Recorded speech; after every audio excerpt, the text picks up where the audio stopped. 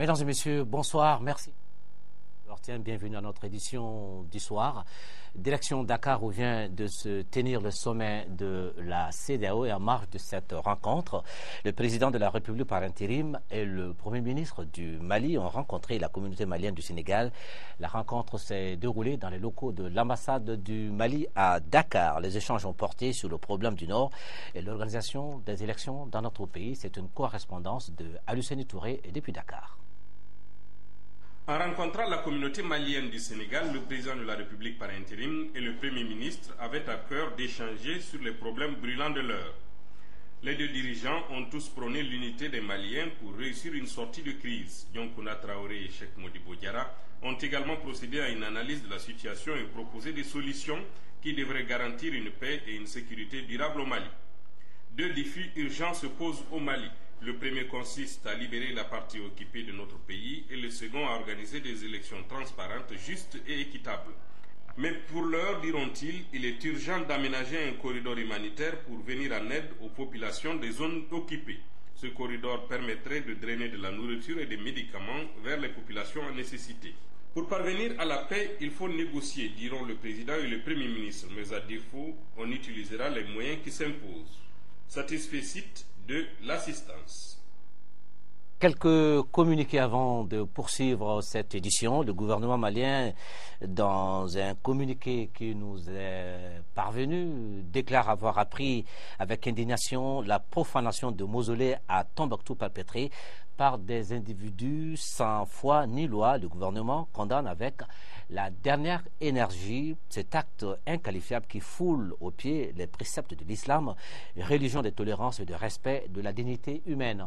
Le gouvernement tient à assurer la population musulmane de Tombouctou et toute la nation qu'il partage avec elle cette douloureuse épreuve. Cet autre communiqué de presse émanant toujours du gouvernement de la République du Mali et qui a ordonné des enquêtes sur les événements survenus à Bamako la semaine dernière. Les enquêtes actuellement en cours ont pour but de faire la lumière sur les circonstances des incidents, d'en déterminer les auteurs et ou les commanditaires pour les traduire en justice conformément à la loi en vigueur. Le gouvernement du Mali tient à réaffirmer devant l'opinion nationale et internationale que tous les citoyens maliens bénéficieront de la protection de la loi. De même, personne ne sera au-dessus de la loi. Le gouvernement, dans ce communiqué, tient à ce que le travail soit mené jusqu'au bout. Il appelle les populations au calme et à la sérénité et les tiendra informés en temps opportun de l'évolution de la situation, conclut ce communiqué. Un autre communiqué qui déclare que les enquêtes consécutives aux événements survenus dans la capitale malienne, touchant aussi le milieu scolaire et universitaire, étant toujours en cours, les établissements d'enseignement préscolaire, fondamental, secondaire et supérieur à Bamako resteront fermés jusqu'à nouvel ordre. Il est par conséquent demandé à l'administration scolaire, universitaire, au corps professoral, aux enseignants, aux élèves et étudiants de veiller à l'application stricte de cette mesure. La reprise des cours à Bamako fera l'objet d'un communiqué ultérieur des ministres en charge de l'éducation dès que les conditions seront réunies. Les ministres appellent au calme et savent pouvoir compter sur la compréhension de tous et de toutes. Situation intérieure du pays très préoccupante selon les responsables des églises catholiques et évangéliques du Mali. Ils étaient réunis ce samedi pour discuter de la crise et envisager une solution durable et faire des séances de prière, justement, prière et communion des uns et des autres. Et c'est bien la vision de l'archevêque de Bamako, Jean Zerbo, et du délégué général de l'association des églises et missions évangéliques du Mali. Nous suivons un extrait de la déclaration de l'archevêque de Bamako suivi des bénédictions de Daniel Koulibaly. Ils sont au micro de Fademba Keita. L'histoire de la Bible nous montre justement ces forces du mal, Satan, qui sème la division et la zizanie entre Dieu et les hommes, entre les humains, au sein de la même famille, dans un même pays. Nous sommes aujourd'hui dans cette tempête. Ces manifestations, nous le savons. Aujourd'hui, les hommes politiques ne parlent plus le même langage. les oppositions sont de plus en plus acerbées. Aujourd'hui, nos forces armées ne font plus le langage. Ceux qui doivent se réunir et qui ont comme mission de défendre l'unité et l'intégrité du pays, de nous protéger, de veiller sur notre sécurité dans nos villes et nos villages, dans nos frontières, c'est eux-mêmes qui tournent les armes les uns contre les autres. Et tout cela, sur le fond de cette grande division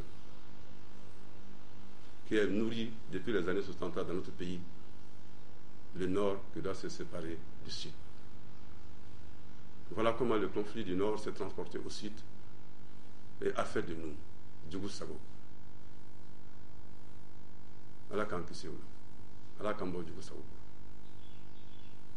Devant une telle situation, que constatons-nous?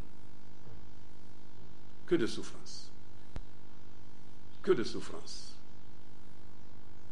Pensons à tous les morts. Ceux qu'on a retrouvés comme ceux qu'on n'a pas retrouvés. Ceux dont on a fait le deuil comme ceux dont on n'a pas encore fait le deuil. Ceux du Nord comme ceux du Sud. Et ceux malheureusement encore dans cette ville de Bamako et dans les autres villes, à la suite de cet affrontement entre ce qu'on appelle béret rouge et béret vert. J'aimerais tant bien, chers frères, qu'aujourd'hui, tous les Maliens revêtent un seul béret, le béret blanc de la paix. Pourquoi cette distinction entre nous? C'est le même sang, c'est la même eau, c'est le même voisinage, c'est la même amitié que nous partageons. Pourquoi donc? Parce que les forces de la division, Satan, s'est emparé de nos cœurs et nous entraîne dans sa folie. Oui, pensons à tous les blessés. Que des blessés. Pensons à toutes ces familles qui sont affectées. Pensons à tous ceux qui sont obligés d'aller vivre ailleurs, loin de leur famille. Ce que nous voyons ailleurs aujourd'hui est chez nous, c'est ce que nous vivons, c'est notre drame. Et Malik Radjou Sagoué. Voilà, je ne me disais qu'à un bon niveau. Comment en sortir? Bien chers frères et sœurs, comment en sortir?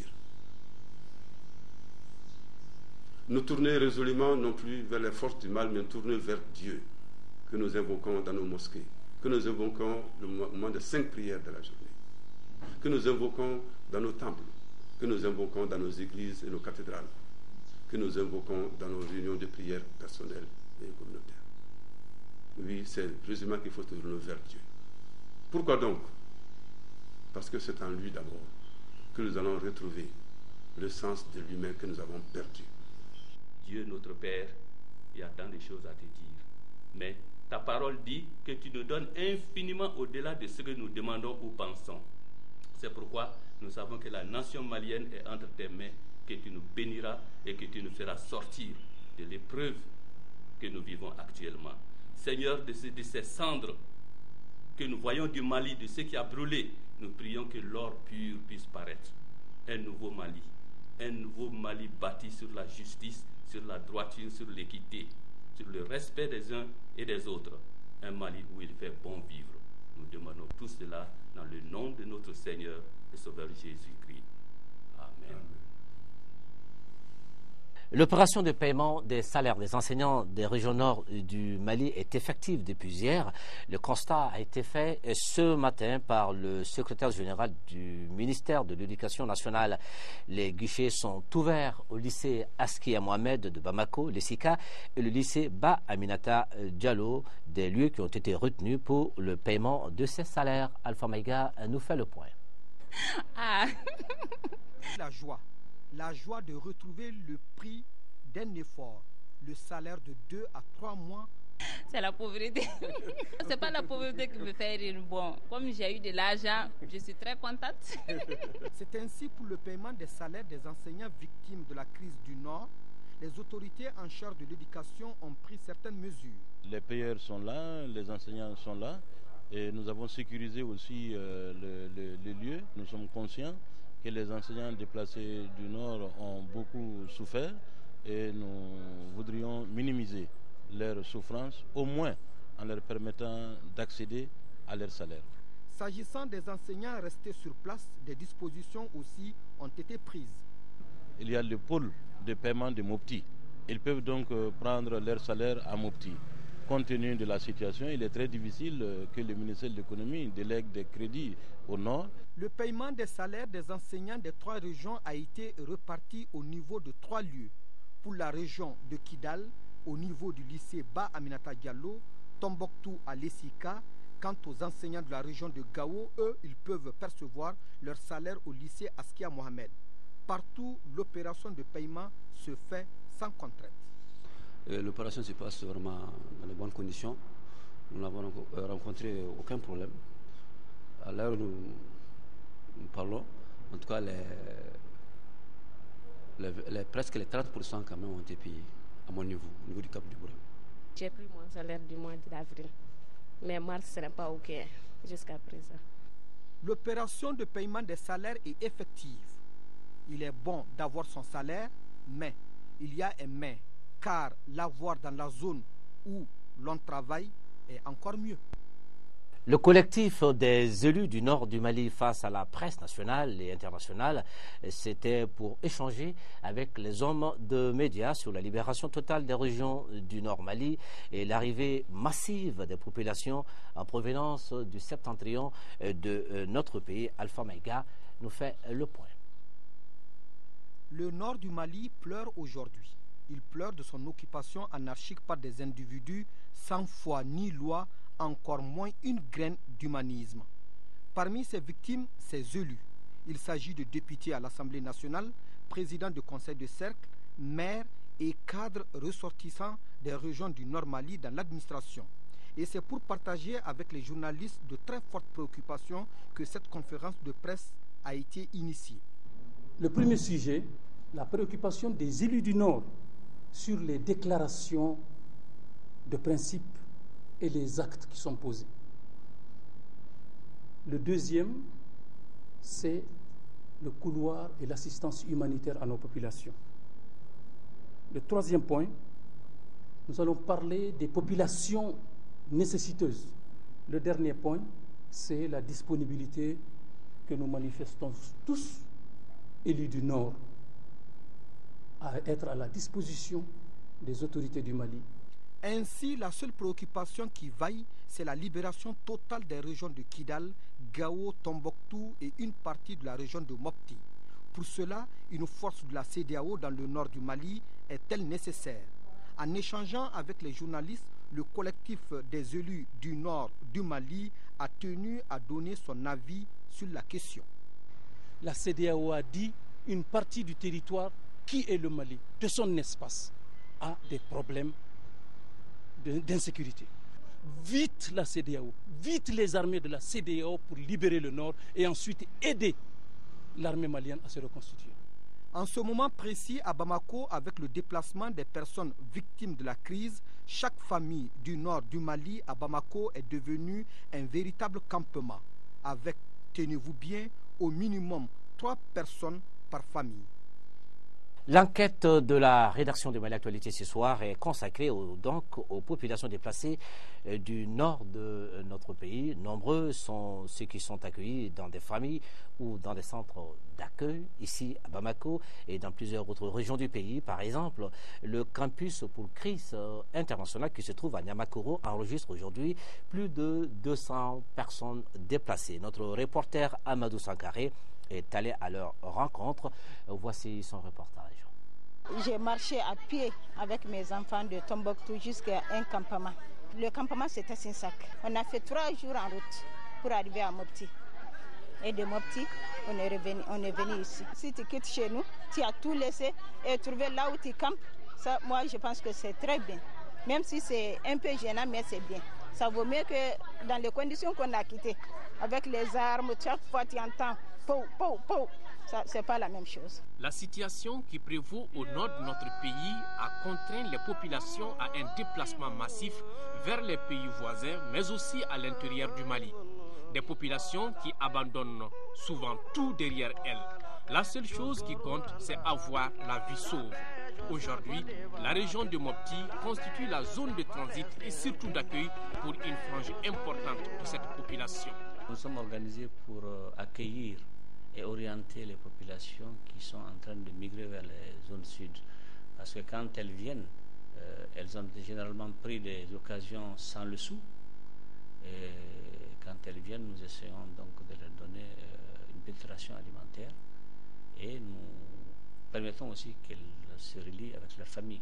Nous avons, avec la commune de Mopti, eu des logements pour cette activité-là. Donc, mais généralement, c'est des populations qui sont de passage, mais celles qui s'établissent profiteront plus tard de l'assistance qu'il faut. Mais en matière d'urgence, c'est ce que nous faisons, et à Mopti et à Ségou. Tout en remontant le cours du fleuve Niger, Ségou, Bamako, on retrouve le même phénomène des hommes, des femmes et surtout des enfants, à l'image de ce centre d'accueil du campus pour Christ international situé au quartier Nyamakoro de Bamako. Là, les responsables de la structure, malgré les ressources limitées, tentent tant bien que mal de soulager ces pensionnaires. Depuis le 5 avril, nous sommes en train de recevoir les populations déplacées du Nord. Et depuis ce jour, nous sommes à pied d'œuvre. Ici, nous avons beaucoup d'enfants. Nous avons à peu près 75 enfants qui sont là. Mais nous avons aussi des adultes, une soixantaine d'hommes et une soixantaine de femmes. Mais l'effectif quand même qui semble être le plus significatif, c'est effectivement la population des enfants. Leur prise en charge, c'est un peu ça le problème. Donc nous comptons sur les bonnes volontés, ceux qui viennent et qui compatissent à la douleur et à la souffrance de ces populations déplacées et qui donnent quelque chose. Et c'est ce qui nous permet, n'est-ce pas, de prendre en charge les besoins fondamentaux de ces personnes et des enfants particulièrement. Nous sommes en train de faire une gestion d'urgence. Donc, par rapport à ce que nous recevons, nous essayons, n'est-ce pas, de mettre les enfants dans les conditions. Les chambres qui sont là sont très exiguës. La chambre normale ne peut dépasser 4 personnes. Mais maintenant, nous avons plus d'une dizaine de personnes dans les chambres. Ici, vraiment, on ne se plaint pas. On rend grâce à Dieu pour l'aide des uns et des autres que nous avons trouvés ici. Et vraiment, nous rendons grâce à Dieu. Ils nous ont bien accueillis. Ça a été difficile pour nous parce que d'abord, à de Gao, on était dans un car qui normalement devait contenir 55 personnes, mais en réalité, on était 140 personnes dans le car, on était vraiment coincés et le car faisait des crevaisons à chaque kilomètre presque. On a beaucoup d'autres parents qui sont restés qu'on ne pouvait pas amener avec nous, oui, par manque de moyens. Nous espérons un jour que ça finisse et que la paix revienne, que la paix puisse régner dans le Mali et surtout au nord du Mali.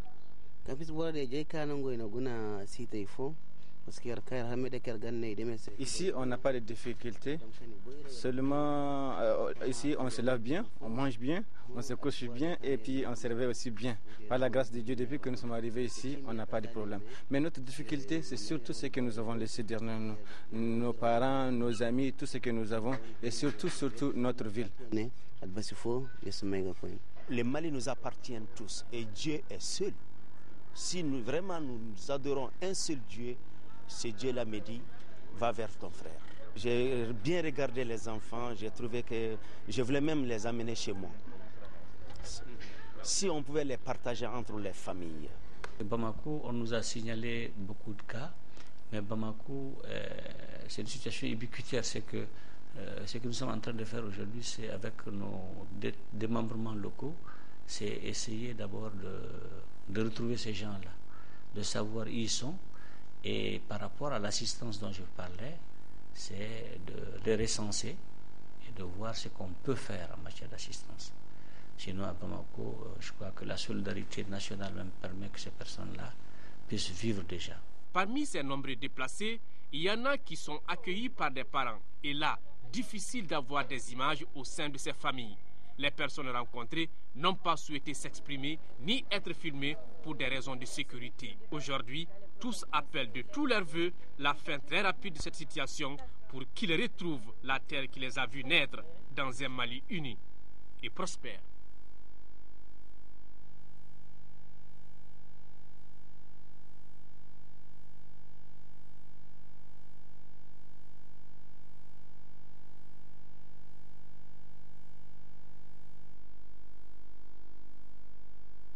Au chapitre des activités gouvernementales, le ministre de la fonction publique et de la gouvernance et des réformes administratives et politiques chargé des relations avec les institutions, M. Mamadou Namouri Traoré, et son collègue délégué auprès de la fonction publique chargé des réformes politiques et des relations avec les institutions, M. Mohamed Yakouba Diallo, ont rendu une visite de courtoisie aux députés à l'hémicycle. Les deux ministres ont été reçus par des parlementaires au nom desquels l'honorable Younousi Touré les a félicités pour le choix porté sur eux.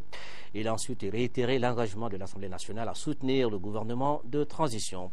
Younousi Touré a aussi expliqué aux deux ministres, accompagnés des membres de leur cabinet, la procédure parlementaire et leur a donné de nouveau l'assurance que l'Assemblée nationale sera ouverte et prête à collaborer avec eux. Le ministre Mamadou Namouri Traoré, après avoir fait une mise au point de la situation du pays, a, au nom de toute la délégation, remercié l'Assemblée nationale du soutien qu'elle s'est engagée à apporter au gouvernement dans l'intérêt supérieur de la nation malienne. Situation de crise certes réelle au Mali, mais pas de pénurie de carburant. Le secteur des hydrocarbures fonctionne normalement. Il y a justement quelques perturbations dans les circuits d'approvisionnement, mais les difficultés jugées passagères selon le coordinateur du groupement des Maliens professionnels du pétrole. Nous l'écoutons au micro de Tamsir Diabaté.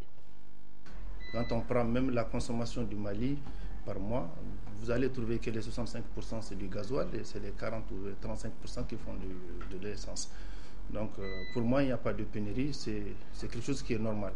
Sauf qu'il faut reconnaître qu'aujourd'hui, depuis ça fait la deuxième semaine, nous avons constaté quand même que dans quelques stations, autres que les stations du GMPP, parce ce qu'il faut savoir, c'est que le secteur est divisé entre deux groupements professionnels. Il y a le groupement des Maliens professionnels du pétrole et le groupement des professionnels du pétrole, qui est composé des multinationales. Après, il y a quelques stations, qui sont même en rupture sèche, mais c'est marginal. Quand tu prends 80% des stations, on trouve de l'essence, mais on ne peut pas trouver comme si c'était d'ordinaire.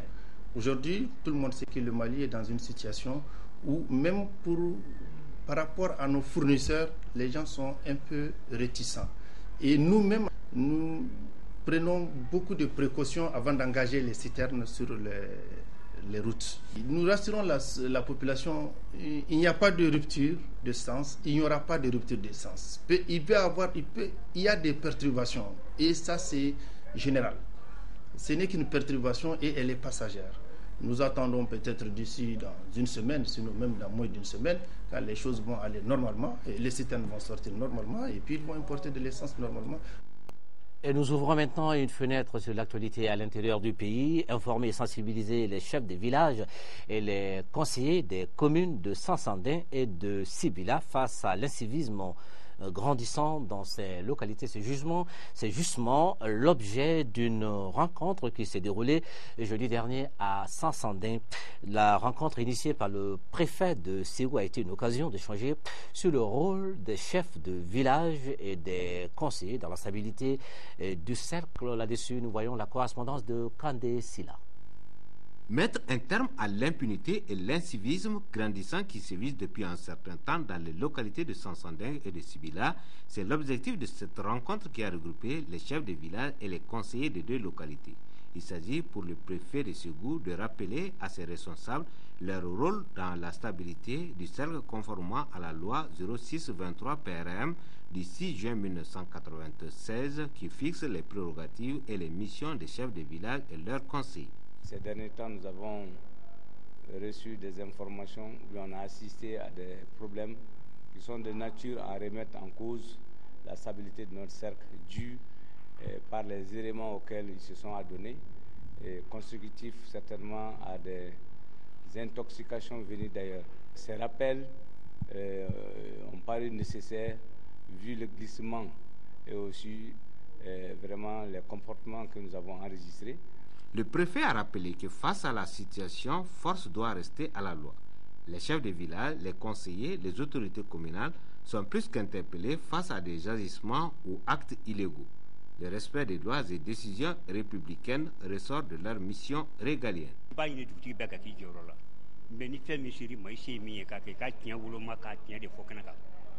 Notons que la rencontre a regroupé les représentants des 32 villages des communes de Sibila et de Sansanding, ainsi que les élus communaux. Et nous restons toujours en 4e région avec le réseau des communicateurs traditionnels des Ségou et qui a organisé une marche de soutien au nouveau gouvernement et à l'armée malienne. Principal message véhiculé par les organisateurs, créer un climat d'entente entre les fils du pays pour un retour rapide de la paix au Mali. Là-dessus, c'est un reportage de Honoré Etcheno. Les réseaux des communicateurs traditionnels et Ricotrad, à travers cette marche de soutien au nouveau gouvernement et à l'armée malienne, veulent jouer sa partition aux problèmes actuels qui secouent notre pays. Selon eux, aucun combat ne peut aboutir au nord du Mali sans d'abord la bonne entente entre les populations du Sud. Aujourd'hui, notre pays traverse une étape importante de son existence. Nous constatons avec un regret des dissensions entre l'armée malienne. Une dissension qui est en train de menacer les acquis obtenus par notre société depuis des siècles. Au regard de la gravité de la situation, nous, Nyamakala de Ségou, venons réaffirmer notre soutien au gouvernement de transition et à l'armée malienne. Par la même occasion, nous proposons notre médiation aux frères en conflit dans l'intérêt supérieur du Mali. Le chef de l'exécutif régional Bourema Seiba en a pris bonne note. Et je voudrais également vous dire, votre message sera transmis à qui de droit pour que vous puissiez être convaincus que votre action est une action noble, votre action est une action salutaire. Les marcheurs se sont séparés sur la Fatia. C'est donc la fin de cette édition. Nous vous remercions de l'avoir suivi. Inch'Allah, on se retrouve pour l'édition du soir demain dimanche. Merci. Excellent week-end.